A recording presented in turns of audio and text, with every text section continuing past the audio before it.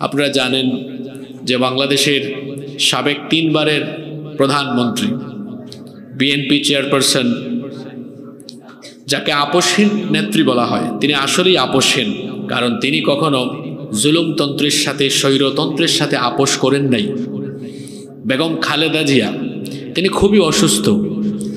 আমরা তার জন্য আল্লাহর দরবারে দোয়া করছি, আল্লাহ যেন তাকে শিফায়ে আজিলা কামিলা নসিব করে দেন। আমার এই ক্ষুদ্র বয়সে আমি যতটুকু ওনাকে দেখেছি বা ওনার কথাবার্তা শুনেছি, অত্যন্ত ভদ্র একজন মহিলা, যিনি উলামাদেরকে সম্মান করেন, ইসলামকে ভালোবাসেন। তার মুখে আমরা কখনো ইসলামের বিরুদ্ধে, আলেমদের বিরুদ্ধে কথা বলতে শুনি নাই। আপনারা শুনছেন নাকি? আমার দেশে যে গত 17 বছর এক রাবেয়া বছরই ছিল, এই রাবেয়া বছরই তো সুযোগ পেলেই আলেমদের বিরুদ্ধে কথা বলতো, বলে নাই? মরহুম আল্লামা আহমদ শফি রাহিমাহুল্লাহ পার্লামেন্টে তাকে তেতুল হুজুর বলেছে। শহীদ আল্লামা দেলোয়ার হোসেন সাইদিকে বারবার বিভিন্ন বক্তব্যে ধর্ষণকারী, মানবতা বিরোধী, অপরাধী বলেছে। নাউজুবিল্লাহি মিন যালিক। শয়তানও মাঝে মাঝে হাসে, আল্লাহ আমারে কেন শয়তান বানাইলা, আমার তো তার কাছে মরিদ হওয়া দরকার।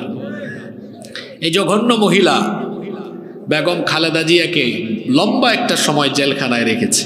তার শারীরিক অবস্থার অবনতি হওয়ার পেছনে এই দাজ্জাল মহিলার জুলুম নির্যাতন অনেকাংশেই দায়ী। এই মহিলা বলতো তিনি নাকি এতিম মিসকিনের টাকা চুরি করেছেন। তো তিনি এতিম মিসকিনের টাকা চুরি করে তিনি তো দেশ থেকে তোমার মতো চোরের মতো পালিয়ে যাননি, তুমি পালিয়ে গিয়েছো কেন? আর এই মহিলার অতীত ভালো না, সে আগেও পালিয়েছে, এখনো পালিয়েছে। আপনারা বলেন তো, কেউ যদি মানুষের জন্য ভালো কাজ করে সে কি কখনো পালাতে পারে? বাড়িওয়ালা পালায় না চোর পালায়? বাড়িওয়ালা পালায় না ডাকাত পালায়?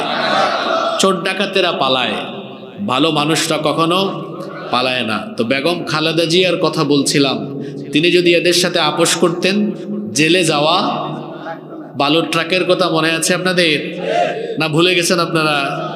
তিনি বের হয়েছিলেন কিন্তু ঘর থেকে বের হয়ে, আমি জানি না আপনাদের মনে আছে কিনা, তিনি বেশ কয়েকটা কথা বলেছিলেন, এখনো আমার কানে ওনার কথাগুলো বাজে।